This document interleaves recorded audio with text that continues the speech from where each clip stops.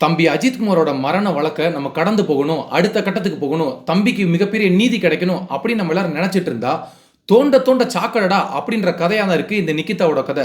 இந்த பொம்பளை பத்தி வரக்கூடிய தகவல்களும் புகார்களும் எல்லாத்தையும் பார்த்தா இது மிகப்பெரிய கூட்டத்துக்கு ஒரு லேடி டானா இருந்திருக்குமோ அப்படின்னு யோசிக்க வைக்குது. தம்பி அஜித்குமார் விஷயத்துல மட்டும்தான் இது தவறு செஞ்சிருக்கும்னு பார்த்தா இது பல குடும்பத்தை அழிச்சிட்டு தெருவில் ஜாலியா சுத்திட்டு இருக்கு. இவ்வளவு தவறுகள் செய்த ஒரு நபரை ஏன் இன்னும் கைது செய்யப்படவில்லை, போலீஸுக்கு என்ன தயக்கம் அப்படின்னு மிகப்பெரிய கேள்வி எழுந்திருக்கு. இவன் எவ்வளவு அடிச்சாலும் தாங்குவான்டா அப்படின்ற கதையா இருக்கு இந்த நிக்கிதாவோட கதை. இதை பத்தி பேசுறதுக்கு எவ்வளவு டாபிக் நம்ம இருக்குன்னு பார்த்தா வந்துகிட்டே இருக்குங்க, தோண்ட தோண்ட வந்துகிட்டே இருக்கு. ஒருத்தர் புகார் கொடுத்தாங்கன்னு நினைச்சோம், அப்புறம் 9 பேர் கொடுத்தாங்கன்னு நினைச்சோம், இப்ப 100 பேர் கொடுக்குறாங்க. தெருவில் இருக்கக்கூடிய எல்லாருமே இந்த அம்மா மேல அவ்வளவு புகார் கொடுக்குறாங்க. முதல்ல என்னைய பல பேர் கோச்சுக்கிறாங்க, இவங்களை எதுக்கு நீங்க அம்மா அம்மான்றீங்க. சரி, அதனால அவங்களோட கோரிக்கை ஏற்று இந்த பொம்பளை நீங்க பாத்தீங்கன்னா இது பல குடும்பத்தை ஏமாத்திருக்கு அப்படின்றது நல்லா தெரியும். ஆனா இது அங்க சுத்தி இங்க சுத்தி பழனிக்கே பஞ்சாமிர்தம் அப்படின்ற கதையா நம்மளுடைய அண்ணன் தென்னிந்திய ஃபார்வர்ட் பிளாக் கட்சியின் தலைவர் திருமாரன்ஜி கிட்டே சிட்டைய போட்டிருக்குங்க. யாருமே எதிர்பார்க்காத விதமா அண்ணன் திருமாரன்ஜி ஒரு பேட்டி கொடுக்குறாரு. எல்லாருக்குமே ஆச்சரியம், நிக்கிதாவை பத்தி இவர் என்னடா பேசுறாருன்னு. போட்டாரு பாருங்க ஒரு குண்டை. 2003 நான் இவங்களை திருமணம் செஞ்சேன், ஆனா அந்த திருமண வாழ்க்கையை பாருங்க. எப்படின்னா இந்த எங்க ஊர்லலாம் ஜிகர்தண்டா விற்பாங்க, அந்த ஜிகர்தண்டாவோட எக்ஸ்பைரி டேட் எப்படி இருக்குன்னா ஒரே ஒரு நாள். அப்படிதான் நான் திருமாரன்ஜியோட வாழ்க்கையும் ஒரே ஒரு நாளா எக்ஸ்பைரி ஆயிருக்கு. காலையில தாலியை கட்டியிருக்காரு, அவரே சொல்றாரு தாலியை கட்டின பாவத்தை தவிர்த்து நான் வேற எதுவுமே பண்ணல. தாலியை கட்டிட்டு இரவு பாலும் பழமும் சாப்பிட்றதுக்கு நான் உள்ள உட்காந்துருந்தேன், இந்த பொம்பளையை காணாங்க அப்படின்னு இருக்காரு. எங்கடாவும் போய் தேடினா இந்த நிக்கிதாவோட அப்பாவும் தம்பியும் வந்து சொல்றாங்களாம், நாய்க்குட்டிக்கு நாங்க சோறு வைக்க மறந்துட்டோம், அதனால அவங்க கோச்சுக்கிட்டு போயிட்டாங்க. பெரிய மனிதநேயவாதி ஒரு உயிரை கொன்னுட்டு பல குடும்பங்களை மோசடி செஞ்சுட்டு நாய்க்குட்டிக்கு சோறு வைக்கணும் இது கோச்சிட்டு போயிருச்சான். இது எங்க போச்சுன்றது நமக்கு தெரியாது. அவர் என்ன சொல்றாரு, எனக்கு தெரிஞ்சு இது பல பேர் கூட தொடர்பில் இருந்தது, அதனாலதான் என்னைய கலட்டி விட்டு போயிருச்சு.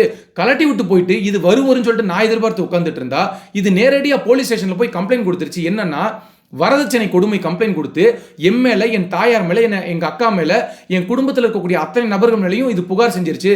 ஏன்னா நமக்கு தான் தெரியுமே, இதுதான் மேலிடத்துல லிங்க் வச்சிருக்கேன். இப்ப 45 வயசுல இந்த அளவுக்கு லிங்க் வச்சிருக்கு, அப்ப 25 வயசுல இது எப்படி லிங்க் வச்சிருந்திருக்கும். யாருக்கிட்டயோ சொல்லி வரதட்சணை கொடுமை கம்ப்ளைண்ட்டை போட்டு இவங்க குடும்பத்தை எல்லாத்தையும் போலீஸ் தேடுற அளவுக்கு போயிருச்சு. அதுக்கப்புறம் அவங்க அப்பா வந்து என்கிட்ட மறைமுகமா ஒரு 10 லட்ச ரூபா கொடுத்து செட்டில் பண்ணிருங்க, என் பொண்ணுகிட்ட சொல்லாதீங்க, நான் பாத்துக்கிறேன் அப்படின்னு சொல்லி. ஆனா தெரிஞ்சுதான் எல்லாமே செட்டப்பு. ஏன்னா இவங்க குடும்பம் வந்து ஒரு பாரம்பரியம் குடும்பம் போல இவங்க வெளியில ப்ரொஜெக்ட் பண்ணிக்கிறது வழக்கம் போல. 10 லட்சத்தை வாங்கிட்டு அவர் என்ன சொல்றாரு, என் குடும்ப மானத்தை காப்பாற்றணுன்றதுக்காக, என்னுடைய வாழ்க்கை நல்லா இருக்கணுன்றதுக்காக நான் வந்து 10 லட்சத்தை கொடுத்து செட்டில் பண்ணி விட்டேன். எங்க திருமாரஞ்சின்றது எவ்வளவு பெரிய ஒரு மனிதன் தெரியுமா. 2003 கிட்டத்தட்ட பல லட்சம் செலவு பண்ணி மிகப்பெரிய அளவில் பிரம்மாண்டமா ஒரு கல்யாணத்தை நடத்தினாரு. பல முக்கிய தலைவர்கள் அவரோட கல்யாணத்துக்கு வந்தாங்க. எவ்வளவு பெரிய ஒரு ஆசையோட ஒரு மனைவியை கைப்பிடிக்கணும் அப்படின்ற ஒரு கனவுகளோட அவர் வந்திருப்பாரு. அவருக்கே வேட்டு வச்சிருக்கு, நம்மளாம் ஏமாத்தறோம். அதன் தொடர்ச்சியா தான் இப்ப பண மோசடி வழக்கெல்லாம். 2003 ஒருத்தருக்கு விபதி அடிச்சிருச்சு, இப்போ 2011 பண மோசடி. நீங்க நல்லா பாருங்க, எங்கா இருக்கும்போது இந்த மாதிரி திருமண வாழ்க்கை, வரதட்சணை அந்த மாதிரி போய் ஆட்டைய போடுறது. இப்போ 2010 மேல என்னன்னா பார்ட் 2 நிக்கிதா பார்ட் 2 என்ன, பண மோசடி வழக்கு. பணத்தை வாங்கி நான் வந்து அரசியல வந்து வேலை வாங்கி தரேன். இதுல யாரு முக்கியமான கல்பிரேட் நம்ம ஏற்கனவே சொல்லியிருக்கோம்ல, யாரு, இந்த இந்தியன் பாட்டி, இந்த தாய் கிழவி. அதுதான் இது வந்து ஆக்டிவா இருந்து நான் வேலை வாங்கி தரேன், நீங்க வந்து பணம் கொடுங்க. வேலை வாங்கி தர்றேன்றது மட்டும் இல்ல, ஏதோ இடத்துக்கு பட்டா போட்டு தருவோம், இந்த இடத்த வந்து கம்மி விலைக்கு வாங்கி தருவோம். இவங்க பல பிசினஸ் ஓட்டியிருக்காங்க, எல்லாமே நம்பர் 2 பிசினஸ், எதுவுமே நேர்மையான பிசினஸ் கிடையாது. இப்ப இவங்களோட ஒட்டுமொத்த முகத்திரையும் கிழிக்கிற அளவுக்கு தான் எல்லா விஷயமும் நடந்துட்டு இருக்கு. ஆனா இப்ப மிகப்பெரிய கேள்வி எழுதுல, இவ்வளவு விஷயம் நடக்குது, திருமாரன்ஜி வந்து வெளியில பேசுறாரு, இது 1ஆம் நம்பர் சீட்டிங் குடும்பம், ஃப்ராடு குடும்பம், இவங்க குடும்பமே திட்டமிட்டு எல்லாரும் ஏமாற்றக்கூடிய ஒரு சிந்தனையோட தான் இருப்பாங்க அப்படின்ற அளவுக்கு அவர் பேசுறாரு. ஆனா இன்னமும் காவல்துறை கைது பண்றதுக்கு என்ன தயக்கப்படுது. இதுல பொள்ளாச்சியில ஒரு தனியார் ஹோட்டல் இருக்கு, அந்த ஹோட்டல்ல காரை நிப்பாட்டி காஃபி குடிச்சிட்டு ஸ்டைலா போன் பேசிட்டு இருக்கு இந்த பொம்பளை. கூட இந்த தாய் கிழவியும் உட்காந்துருக்கு, நம்ம இந்தியன் பாட்டியும். ஆனாலும் அதை பார்த்த 2 பேர் என்ன பண்ணிருக்காங்க, உடனடியாக அவங்கள லாக் பண்ணி காவல்துறைக்கு இன்ஃபார்ம் பண்றாங்க. காவல்துறை என்ன சொல்லியிருக்காங்க, அப்படியா அந்த தப்பிச்சு போனவங்களா நீங்க நிப்பாட்டி வைங்க, தலைமறைவா இருக்காங்க, நாங்க வர்றோம்னு சொல்லிட்டு காவல்துறை அங்க வரவே இல்லை. மீண்டும் இந்த 2 பேர் என்ன பண்றாங்க, வேற ஒரு காவல்துறை அதிகாரிக்கு போன் பண்ணி, ஐயா இந்த மாதிரி நாங்க லாக் பண்ணி வச்சிருக்கோம், இன்னும் யாரும் வரலைங்க அப்படின்னு சொன்னா, அவர் விட்டுருங்க, காவல்துறை பார்த்துக்கும் அப்படிங்கிறாரு. என்னங்க நடக்குது நாட்டில்? ஒரு அப்பாவி உயிரை 27 வயது இளைஞன் வாழ்க்கையை முடிச்சு அந்த குடும்பம் இன்னைக்கு நிர்மூலமா நிக்குது. ஆனாலும் இன்னமும் காவல்துறை கைது செய்ய தடுக்குது. 5 காவல்துறை கூட நாங்க கைது பண்ணுவோம், ஆனா நிக்கிதாவை கைது பண்றதுக்கு நீங்க அவ்வளவு தடுக்கிறீங்க. என்ன முன்னாள் முதலமைச்சரா இல்ல இன்னாள் முதலமைச்சரா? இந்த அம்மாக்கு யார் கூடங்க டீலிங் இருக்கு? யாரை மறைக்கிறதுக்கு நீங்க இந்த அம்மாவை இவ்வளவு பாதுகாக்கிறீங்க? ஜாலியா சுத்திக்கிட்டு இருக்கு. இதுல வந்து ரொம்ப சென்டிமெண்டா ஒரு ஆடியோ ரெக்கார்டு. நீ போன் பேசுற அப்படின்னா அது உன்னோட போன்ல தானே இருக்கணும். எப்படி அது லீக் ஆகுது? அப்ப திட்டமிட்டு பரப்புறது. என்னன்னா, முதலமைச்சர் சாரி சொன்னாரு, எனக்கு ரொம்ப வருத்தமா இருக்கு, அந்த பையன் குடும்பத்துக்கிட்ட நானும் 100 டைம் சாரி சொல்லணும். சாரி சொல்லணுமா?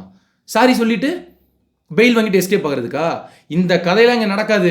இந்த சாரி சொல்கிறேன், மனமுருகி மன்னிப்பு கேட்கிறேன், திருந்தி வாழ்கிறேன். நம்ம மக்கள் எல்லாருக்குமே தெரிஞ்சிருச்சு இது எவ்வளோ பெரிய 420, எவ்வளோ பெரிய ஃபோர்ஜரி ஃப்ராடுன்னு. இதோட ஒட்டுமொத்த வழக்கையும் எடுத்து, ஒரு வழக்கு 2 வழக்கு இல்லைங்க, இதோட ஒட்டுமொத்த ஃபோர்ஜரியும் எடுத்து ஒரே வழக்கை எடுத்து இதுக்கு வாழ்நாள் முழுக்க சிறை தான் கொடுக்கணும். தம்பி அஜித் குமார் என்ன பண்ணா? ஒன்றுமே பண்ணலை. இப்போதான் வெளியில் நிறைய ஆச்சரியமான தகவல்கள் வருது. இதுக்கும் தம்பி அஜித் குமார் ஈகோ கிளாஷ். அந்த பையன் இந்த தாய் கிழவியை வீல் சேர்ல வச்சு கோவிலுக்குள்ள 1 மணி நேரம் சுத்திருக்கான். சுத்திட்டு வந்தோன்னு என்ன கேட்கறான்? 500 ரூபா பணம் கொடுங்கக்கான்னு கேட்கறான். மரியாதையா தான் கேட்டிருக்கான். இது உடனே என்ன சொல்லியிருக்கு? ஒருத்தனுக்கு எதுக்கு 500 ரூபான்னு இருக்கு? இல்லக்கா நாங்கள் 5 பேர் இருக்கோம் கொடுங்கன்னு இருக்கு. உடனே அந்த பையன் என்ன பண்ணிக்கான்? இது எல்லா கோயிலும் நடக்கிறது தானே, வாடிக்கை கேட்க தானே செய்வாங்க, கொடுங்கக்கா நாங்கள் 5 பேருக்கும் பிரிச்சுக்கிறோம்னு 500 ரூபா வாங்கிட்டான். இது என்ன பண்ணிருக்கு? என்கிட்ட 500 ரூபா நீ வாங்கிட்டல, இப்போ பாரு அப்படின்னு சொல்லிட்டு எழுத்துப்பூர்வமாக கூட ஒரு கம்ப்ளைண்ட் கொடுக்கலங்க. வாய்மொழியா கம்ப்ளைண்ட் கொடுத்துருக்கு. வாய்மொழியா கம்ப்ளைண்ட் கொடுத்துட்டு இது பேசிச்சு பார்த்தீங்களா அந்த ஃபோன் கால் ரெக்கார்டு, அதில் சொல்லுது, நான் ஒன்றுமே பண்ணலை, எனக்கு எதுவுமே தெரியாது, நான் வெறும் கம்ப்ளைண்ட் கொடுத்துட்டு நான் வீட்டுக்கு வந்துட்டேன். நீ கம்ப்ளைண்ட் கொடுத்து வீட்டுக்கு வந்துட்ட, காவல்துறை இவ்வளோ கடுமையான நடவடிக்கை எடுத்திருக்கு, பூட்ஸு காலால் ஏறி மிதிச்சிருக்கு.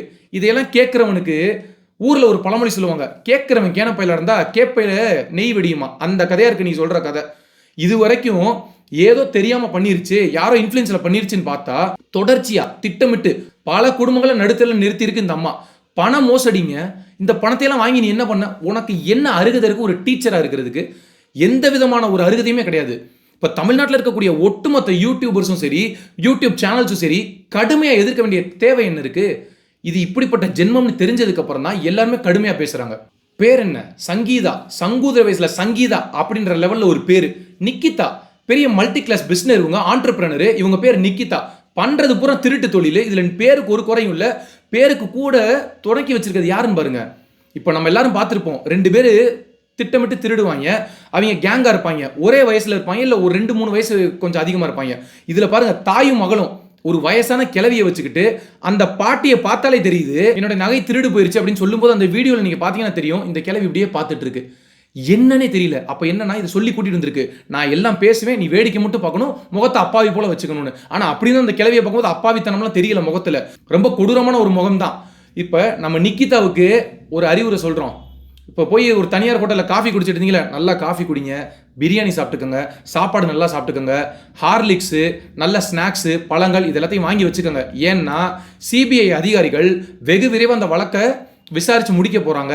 நீங்க போய் உள்ளுக்குள்ள 1, 2, 3ன்னு கம்பி என்ன போறீங்க இல்லையா, அதனால வெளியில இருக்கக்கூடிய வாழ்க்கையை நல்லா அனுபவிச்சுக்கோங்க.